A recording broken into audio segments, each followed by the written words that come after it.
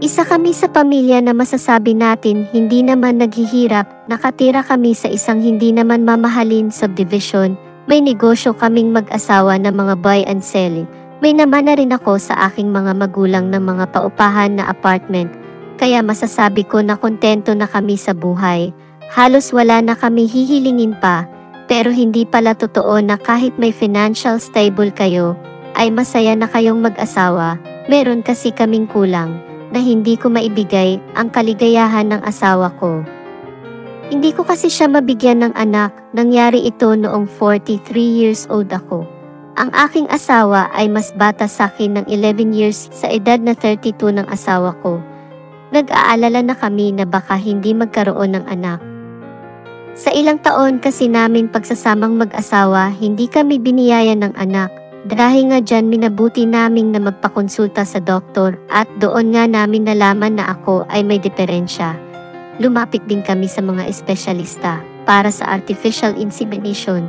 Wala pa rin at malaki na ang nagastos naming para doon, kaya nag-iisip kami ng ibang paraan para mag-anak. Tinagap ko na rin sa sarili ko na hindi na ako magkakaanak. Ang asawa ko na lang ang inaalala ko na kahit siya na lang ang mag-anak, kahit hindi ako ang ama, ay payag na ako. Mabigyan ko lang ang kasiyahan ng asawa ko at magkumpleto siya bilang babae at ang pagiging ina ang isa sa magpapasaya asawa ko. Kahit ano ay gagawin ko, mabigay ko lang ang kaligayahan niya.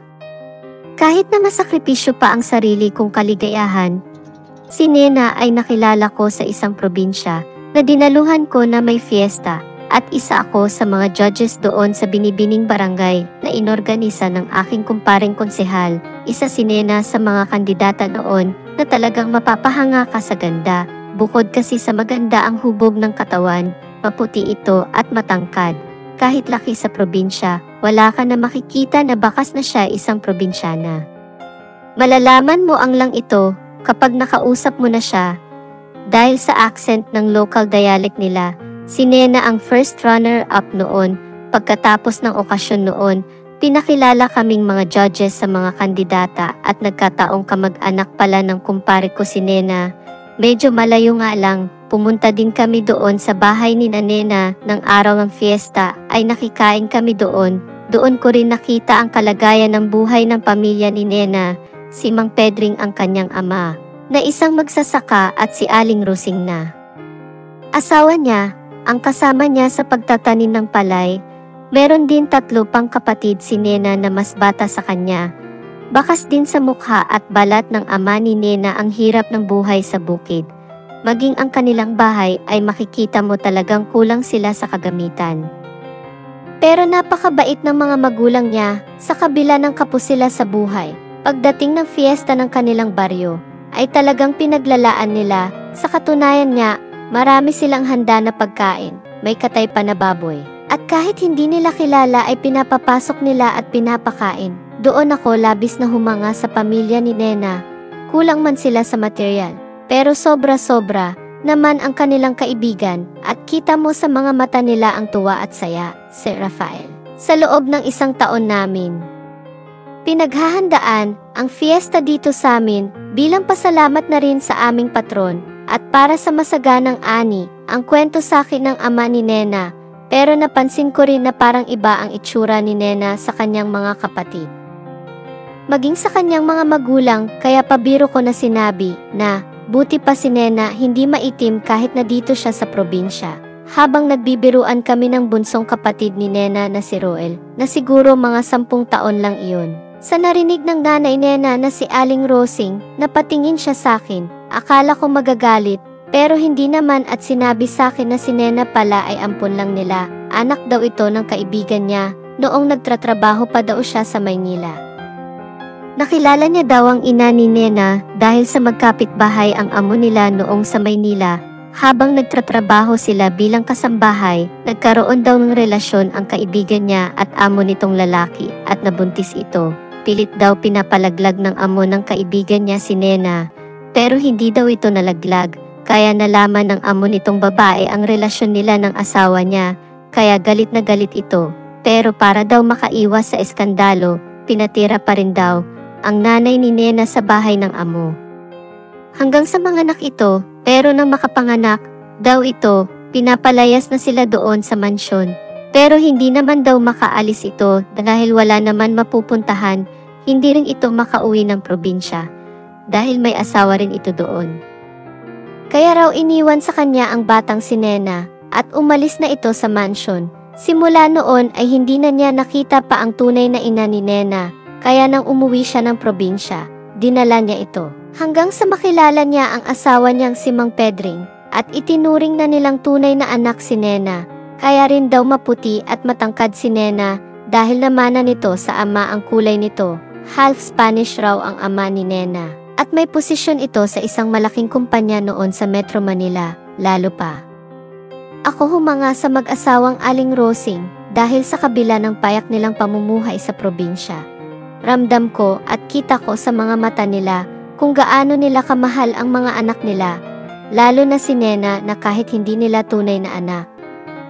Nang makabalik na ako ng Maynila, hindi mawala isip ko ang pamilya ni Nena. Lalo pa nang makita ko ang ama ni Nena na nag-aararo gamit ang kalabaw, samantalang ang mga kasabayan niya ay gumagamit na ng makina na pambungkal ng lupa.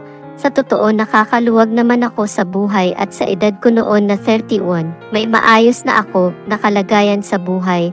Wala pa naman ako balak mag-asawa noon, siguro dahil hindi ko pa nakikita ang babaeng para sa akin. Pero nang makita ko si Nena tila ba nagbago ang pananaw ko sa buhay at nangarap na rin ako na magkapamilya. Kaya kinausap ko ang aking kumpare na konsehal na kung maari ay tulungan ang pamilya ni Nena at ako na ang magpopondo, wag niya na lang sabihin na galing sakin. Ganun nga ang ginawa ni konsehal. Binilihan niya ng makina para sa pagsasaka si Mang Pedring, nagbigay din ng mga binhi at abono. Ipinaayos na rin nila ang mga sirang parte ng bahay ni Nena. Pero nagtaka daw itong si Mang Pedring kung bakit masyado marami ang ibinibigay na tulong sa kanila, baka daw kung saan nanggaling ang pera na ibinibigay ni konsehal, kaya naman napilitan na ang aking kaibigan na sabihin kung saan nanggaling ang pera. Konsehal, pakisabi mo kay Rafael na salamat, o kaya dalaw siya dito, para naman makabawi ako sa kanya, para mapadalhan ko rin siya ng mga ani namin. Iyon ang mga salitang sinabi ni Mang Pedring kay konsehal. Kaya naman nag-schedule na ako ng pagpunta muli sa probinsya nila, at sa araw muli ng fiesta ako dumating. Labis naman ang tuwa ng mag-asawa nang dumating ako, saka ang mga kapatid ni Nena, dahil kahit paano may mga dala akong pasalubong para kanila galing ng Maynila. Narinig ko tuloy ang mga tsismisan nila na ako daw ang boyfriend ni Nena. Paanong nangyari? Hindi naman kami nag-uusap. Ang akala daw kasi ng mga tao doon ay manliligaw ako kay Nena. Pero ang totoo, iyon talaga ang plano ko, ang ligawan si Nena. Sir Rafael, kumusta po kayo? Kailan kayo dumating dito sa amin? Tanong ni Nena. Napatitig talaga ako kay Nena. Dalagang-dalaga na ito. Hindi tulad ng unang punta ko na dalagita pa lang ito. Sa 3 taon kasi na nakalipas, iyon lang muli ang pagkikita namin ni Nena. Nena, wag mo ako tawagin sir. Rafael lang, hindi naman nalalayo ang edad ko sa'yo. Pabiro kong sabi kay Nena. Sige po Rafael, sabi niya. Natawa na lang ako. Masyado naman magalang ang batang ito. Sa loob-loob ko, nawili nga ako sa lugar nila Nena. Sinamahan din ako ni Mang Perding sa bukid kung saan siya nagtatanim, at ang ipinakita ang mga biniling gamit sa mga binigay ko na pera. Doon na rin ako nagkaroon ng pagkakataon na makausap si Nena at makakwentuhan, lalo ako humanga at napaibig sa kanya. Dahil sa taglay nitong kabaitan, napakalumanay magsalita at masasabi ko na mahinhin talaga siyang babae. Napakabuti ng pagpapalaki ni Mang Pedring at Aling Rosing kay Nena. Nabanggit din ni Nena na nais niya rin sa niyang makilala ang tunay niyang magulang, kaya sinamantala ko ang pagkakataon na iyon at sinabi ko na tutulungan ko siya na hanapin ang kanyang mga magulang. Nag-umpisa kaming mag-research sa mga detalye na alam ni Aling Rosing. Kaya nang bumalik ako ng Maynila, nagsimula agad ako sa paghahanap, pero ang hirap pala maghanap ng ganun, lalo na noong nawalang pang social media. Di tulad ngayon na sa isang pindot mo lang maari mo na makita mo ang pangalan na hinahanap mo. Nanay Rosing, magpapaalam sana ako sa iyo na pupunta ng Maynila para hanapin ang aking tunay na magulang. Huwag po kayo mag-alala, hindi ko kayo ipagpapalit ni tatay, kahit na makita ko sila, sabi ni Nena. Nena anak, mag-iingat kayo doon. At Rafael, huwag na huwag mo pababayaan si Nena, bilin sa akin ni Aling Rosing.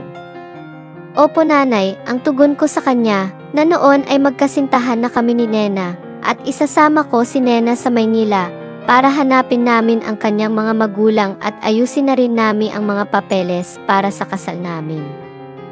Kahit na matagal na kami mag-on ni Nena, wala pa rin nangyayari sa amin, talagang iginagalang ko siya. Kahit na magkasama kami doon sa bahay ko, hanggang halik lang muna, at iyon lang din naman ang kondisyon ni Nena, antayin na lang daw namin na makasal kami. Labis nga ang aking tuwa, nang magpakasal kami ni Nena sa probinsyana, dahil sa mainit na pangtanggap ng mga tao doon, lalo na ang pamilya ni Nena, isa pa sa ikinatuwa ko, maging ang pamilya ko at mga kaibigan, dahil sa tradisyon nilang kasal. May sayawan, may kantahan, may sabitan ng pera sa bagong kasal. Ibang-iba sa mga madalas na nakikita ko na kasal. Wala talagang pagsidlan ang aking tuwa. Dahil ang isa sa pinakamagandang babae sa baryong iyon, ang mapapangasawa ko. Rafael, ingatan mo at mahalin ang anak ko. Hindi ko man tunay na anak yan, pero ang pagmamahal namin ng asawa ko sa kanya ay higit pa sa mga tunay naming anak. Iyan ang bilin sa akin ni Tatay Pedring, habang umiiyak at nakayakap sa akin. Huwag po kayo mag-alala tatay, mamahalin ko at ingatang ang anak ninyo. Hindi ko man mahigitan ang ibinigay ninyong pagmamahal, gagawin ko ang lahat mapasaya at mapaligaya ko lang siya. Iyan ang tugon ko sa mga magulang ni Nena, at magpahanggang ngayon ay akin pang pinaghahawakan at pinaninindigan na kung ano ang magpapasaya at magpapaligaya sa asawa ko, ay iyon gagawin ko. Sukdulan na masakripisyo ang sarili kong kaligayahan, ganyan ko kamahal ang asawa ko. Kaya nga dumating sa punto na desperado na ako sa mga hakbang, dahil nagkakaedad na rin ako at ang asawa ko. Baka dumating sa puntong maging ang asawa ko ay hindi na pwede magbuntis at magkaroon ng sariling anak. Kaya pinag-usapan na namin ng asawa ko kung ano ang gagawin, kaya nag-isip kami at gumawa ng plano. Ang plan A, Plan B at Plans. Yung Plan A ang pagpunta nga sa espesyalista para sa artificial insemination. Ayaw kasi ng asawa ko na mag-ampon kami, gusto talaga niya ang sarili niya anak, at maranasan ang maging tunay na ina. Pero sa Plan A ay hindi kami nagtagumpay, kaya proceed kami sa Plan B na talagang desperado na kami. Maghahanap kami ng lalaki na pwede maglagay ng punla sa asawa ko. Pero sa tulong ng mga espesyalista, pero malaki ang perang gagastusin, baka maubos ang sabing namin, kaya hindi pa rin kami magtagumpay. Matagal din kaming naghintay, pero wala talaga. Kaya naging desperado na kami, kaya pumasok na kami sa Plan C. Ang totoo, napakahirap para sa akin ang Plan C. Maging ang asawa ko ay nagdadalawang isip, pero nabuo na ang pasya namin na gawin ito. Kaya nagsimula na kami sa paghahanap ng lalaki na maaring magbigay ng anak sa asawa ko. Naghanap kami sa internet, kaya lang puro scam lang sa kaayaw ng asawa ko. Kaya naghanap kami ng iba, pumunta kami ng mga bar para maghanap ng lalaki at makapili ang asawa ko. Pero kapag andyan na at kakausapin ko na para set up, nagbaback out ang asawa ko. Natatakot daw siya, kaya ang asawa ko pa rin ang sinusunod ko. Kaya ayon, kinalimutan na naming ang bagay na yon, hanggang sa lumipas pa ng 1 taon, nililibang ko na lang ang asawa ko sa mga pasyal. Minsan doon kami sa probinsya nila, dinadalaw namin sina Tatay Pedring at mga kapatid niya. Doon ay pansamantalang nalilibang ang asawa ko. Pero kapag bumalik na kami sa Maynila, nakikita ko sa mga mata niya na malungkot ito. Kahit hindi man niya sabihin, nagpatayo na rin kami ng bahay doon sa probinsyana para madalas kami doon. Kaya lang andito ang negosyo namin, kaya kailangan pa rin andito kami. Hanggang minsan isang gabi na napag-usapan muli namin ang dati naming plano at sang-ayon pa rin naman ang asawa at open pa rin siya tungkol doon. Pero mahal niya daw ako at tanggap na niya sa sarili niya na hindi na kami magkakaanak. Magiging masaya pa rin naman tayo kahit wala tayong anak.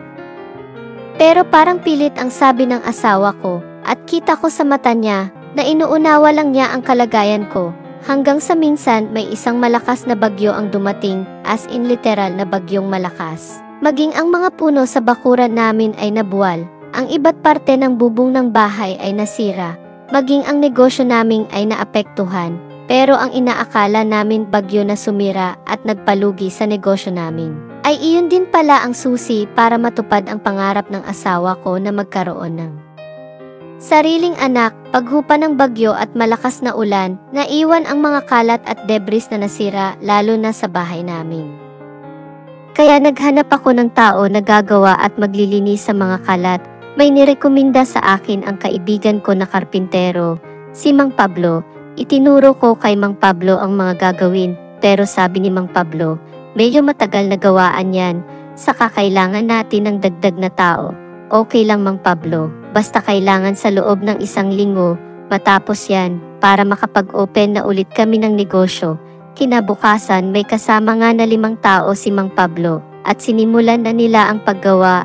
Masisipag naman at magagaling ang mga tao ni Mang Pablo, kaya naman madali nila natapos ang mga gagawin. Kaya lang may mga natira ng kahoy at basura na hindi pa naitatapon. Kaya kinausap ko si Mang Pablo na mag-extend sila kahit 2 days para putulin ang mga sanga ng kahoy. Pero may gagawin na daw sila bagong project, kaya hanggang Friday na lang sila. Baka naman Mang Pablo, meron kayo ibang kakilala na gagawa, kahit 1 tao lang. Pagpipilit ko kay Mang Pablo, Sir, meron ako rerekomenda, anak siya ng kaibigan ko. Masipag, maasahan mo sa mga paglilinis at iba pang trabaho sa bahay. Sabi ni Mang Pablo. Sige Mang Pablo, papuntahin mo dito. Pagsapit nga ng linggo, may kumakatok sa gate namin, kaya agad na tumayo ang asawa ko para pagbuksan. Hinayaan ko na lang ito, dahil tanaw ko naman sa bintana ang gate namin. Nakita ko ang isang lalaki na matangkad, at siguro mga nasa edad 20 to 25. Medyo maitim ito, at halatang batak sa trabaho ang katawan. Pinapasok ito ng asawa ko at pinakausap sa akin, "Good morning sir, ako po si Andy. Ako po yung nirekomenda ni Mang Pablo para maglinis po dito sa inyo. Ganun ba? Kaya mo ba iligpit lahat yan? Saka paputol ko na rin ang mga sanga ng kahoy. Kailangan mo pa ng kasama." "Kaya ko na yan sir, sanay po ako sa ganyan trabaho." Sabi ni Andy. "Ano ba dati mong trabaho?" Tanong ko kay Andy. "Nagtatanim po ako ng palay sa probinsya. Naggagapas din at nag-aararo, kapag naman po nakatanim na. Umaakyat naman ako ng buko para kumuha ng tuba. Saka nagkokopra din po ako, kaya pala batak ang katawan mo sa trabaho. Ilang taon ka na ba?" 23 po, sagot ni Andy. "Sige, pwede ka na mag-umpisa, at sabihin mo ang kung ano mga kailangan mo." Sabay alis na rin at sinamahan ng asawa ko sa labas para ituro sa kanya ang mga gagawin. Makalipas ang ilang araw, napansin ko na nagkukwentuhan sina Nena at Andy, at tanaw ko sa bintana na masayang tumatawa ang asawa ko. Naisip ko na lang na siguro nagkakaunawaan sila, kasi pareho silang galing ng probinsya. Ako naman natuwa, lalo nakikita ko na masaya ang asawa, bihira din kasi siya magkaroon ng kausap dito, lalo na nasa loob kami ng subdivision na hindi basta-basta nakakapasok ang tao. Pero may isang araw na nakita ko ang asawa ko na nakasilip sa bintana at nakatingin kay Andy sa ibaba, habang nagpuputol ng kahoy ito. Hindi ko sigurado kung kay Andy siya nakatingin o doon sa ginagawa nito. Nakita ko kasi na nakahubad ng shirt si Andy, at naiingit nga ako sa nakita ko nga mga abs nito sa katawan, at ganda ng tindig ni Andy. "Sir, may ipapagawa pa ba kayo?" tanong ni Andy. "Tapos na po lahat ng mga ipinagawa ninyo." Agad naman akong lumabas para tingnan, maayos agad. Pulido ang mga gawa ni Andy, saka naligpit ang mga kalat, kahit na ang mga hindi ko sinabi sa kanya na ayos. "Good job Andy, maayos ang gawa mo." "Salamat sir, pero sir, last day ko na ngayon, babalik na rin ako ng probinsya." "Uwi ka na?"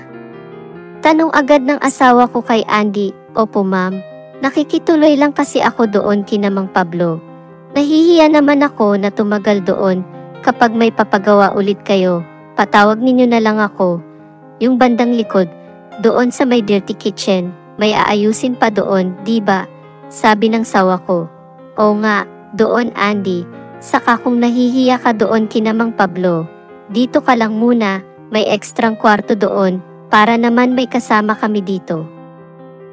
Talaga sir, sige po, kahit wag na ninyo ako sahuran, kapag nakakita na po ako ng bagong trabaho aalis din ako. Sabi ni Andy, hindi dito ka muna, para may assistant ako. Tamang-tama, nagbakasyon si Aling Mina, ang katulong namin, umuwi din ng probinsya. Dahil namatay daw ang tatay, kaya 3 lang tayo dito sa bahay. Sabi ko, Andy, o nga naman Andy, pansamantala dito ka muna, para naman may katulong ang asawa ko. Siguro mga 3 linggo na si Andy sa amin. Pero palagi ko napapansin at nakikita na nakatingin ang asawa ko kay Andy, kaya kinausap ko ito.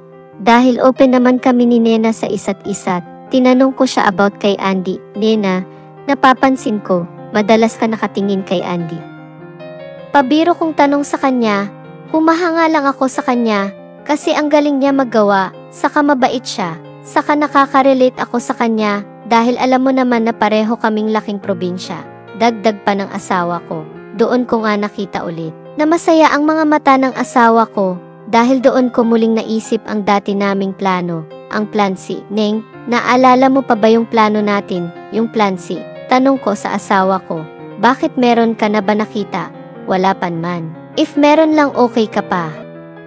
Ba doon, okay lang, alam mo naman na gustong gusto ko talaga magkaanak. Napatingin ako sa asawa ko. Wala pa rin kupas ang ganda nito. Kahit ilang taon na ang nakalipas, simula ng pakasalan ko ito. Pero parang may kirot sa dibdib ko, kapag naiisip ko, na may ibang aangkin sa pinakamamahal ko na asawa. Ikaw Neng, baka may nakita ka na, sabihan mo lang ako, para maplano natin ang ating gagawin. Tumango-tango lang ang asawa ko. Ganun lang kasi siya, matipid siya magsalita. Pero ang totoo yan, naghihinala talaga ako sa asawa ko, na may lihim itong pagtingin kay Andy. Kaya naisipan ko na maglagay ng mga hidden camera sa kwarto namin, maging sa sala at sa kusina, na ako lang ang nakakaalam, at kahit wala ako sa bahay, ay makikita ko sa dala-dala kong tablet, ang bawat mga galaw sa loob ng bahay namin.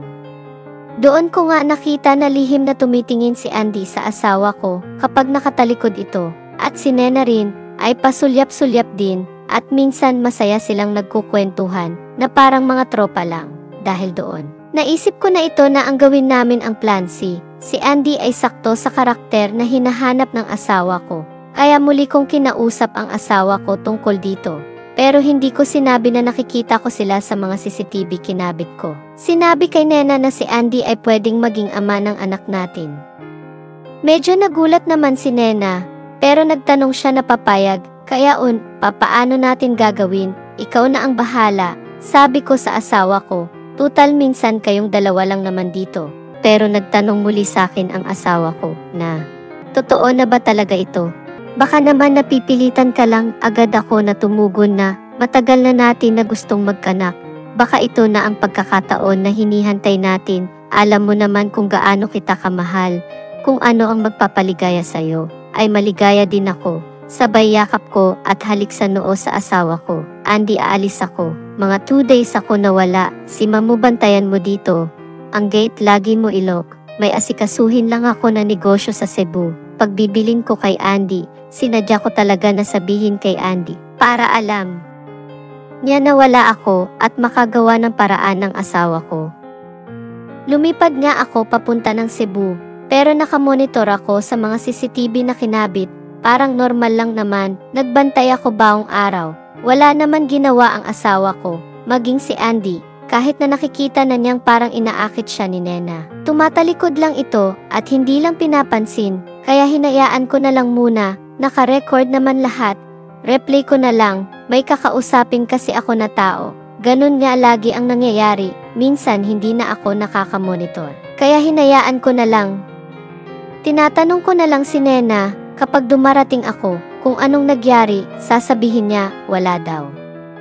Pero nang minsan na, nag-replay ako ng video, nakita ko sila, habang nagdidilig ng halaman si Andy, aksidente nitong nabasa ng hawak na hose na pandilig ang asawa ko. Kaya bumakat ang katawan nito sa damit, tila ba napalunok si Andy. Nang makita ang asawa ko sa ganun kalagayan, Ang asawa ko naman naglakad na papasok sa bahay at pumunta sa kwarto para magbihis. Sinundan naman ito ni Andy habang naririnig ko sa audio na nagsosori si Andy kay Nena. Sumunod naman ito hanggang kwarto namin. Siguro sinadya talaga ng asawa ko na wag isara ang pinto ng kwarto para makita siya ni Andy na nagbibihis at iyon nga ang nagyari. Nasa pinto si Andy at nakatitig sa asawa ko na nagpapalit ng damit. Pagharap ni Nena kay Andy, nagkatitigan ito at parang nag-uusap ang kanilang mga mata at walang sabi-sabing sinungga ba ni Andy ang asawa ko. Napapikit na lang ako sa nakikita ko. Masakit pala na ang asawa mo ay inaangkin ng iba, ang kirot sa dibdib, at napaluhan na lang ako. Pinatay ko na ng tablet na pinapanood ko. Hindi ko kinaya ang mga sandaling iyon. Pagka-uwi ko, nagpanggap ako na walang alam. Tulad ng dati, masaya pa rin akong sinalubong ng asawa ko, na parang walang nangyari. Hinihintay ko na magkwento siya sa akin tungkol dito. Pero lumipas ang mga araw, walang binanggit ang asawa ko. Pero sa nakikita ko araw-araw, lalo na kapag wala ako, ang sweet nila at parang sabay sila kumain. Maligo at maging ang pagtulog sa kwarto namin ay kanilang ginagawa. Kinakabahan ako sa nangyayari, hindi ito pwede. Baka paggising ko, wala na akong asawa. Dahil tuluyan ang napaibig kay Andy, nakakaramdam na rin ako ng selos. Dahil sa mga nakikita ko na ginagawa ng asawa ko kay Andy, na mga hindi niya ginagawa sa akin, ang pagkamahinhin nito, kapag ako ang kasama. Pero wild kapag si Andy ang kasama niya, napapaisip ako, ito na ba ang risk na inaasahan ko? Nagpatuloy ang pagbulag-bulagan ko at bingi-bingihan sa mga nakikita ko sa asawa ko at kay Andy. Minsan may mga pagkakataon pa na nagigising ako sa madaling araw na wala ang aking asawa sa tabi ko. Kaya hinahanap ko ito. Wala akong ibang nasa isip na baka andun kay Andy at hindi nga ako nagkamali. Nakita ko ang asawa ko. Pumasok sa kwarto ni Andy. Halos hindi na ako makatulog kapag ganun. Nagpapanggap na lang akong tulog pagbalik ng asawa ko. Pagbalik nito, bagsak agad at halatang pagod. Minsan, tanghali na gumising. Lumipas pa ang mga buwan at parang normal na sakin iyon. Alam ko na masaya at maligaya ang asawa ko habang nasa piling ni Andy, kaya tiniis ko lang ang ganun sitwasyon. Ning tanghali, gising na, may pupuntahan tayo. Sabi ko sa asawa ko, mamaya na. O kaya ikaw na lang kaya, tinatamad ako, sabi ng asawa ko. Sabay tumayo at parang nasusuka ito. Napatingin ako sa kanya at tanong, buntis ka? Tumango naman ang asawa ko, sabay sabing sorry wala akong sinabi sa'yo. Tungkol dyan, ayoko na kasi malaman mo, ayoko rin kasing makitang nasasaktan ka. Kaya, wala akong binanggit sa'yo kahit ano. Napayakap na lang ako sa maganda kong misis. At sabing magiging tatay na ako, pagkatapos naming makumpirma sa doktor na buntis ito, sinunod na namin ang plano namin sa planse. Kunyari ay sinasabi ng asawa ko kay Andy na naghihinala na ako na may relasyon kami, kaya pinapaalis na siya. Bago pa kami mabulgar, iyon ang sabi ng asawa ko kay Andy.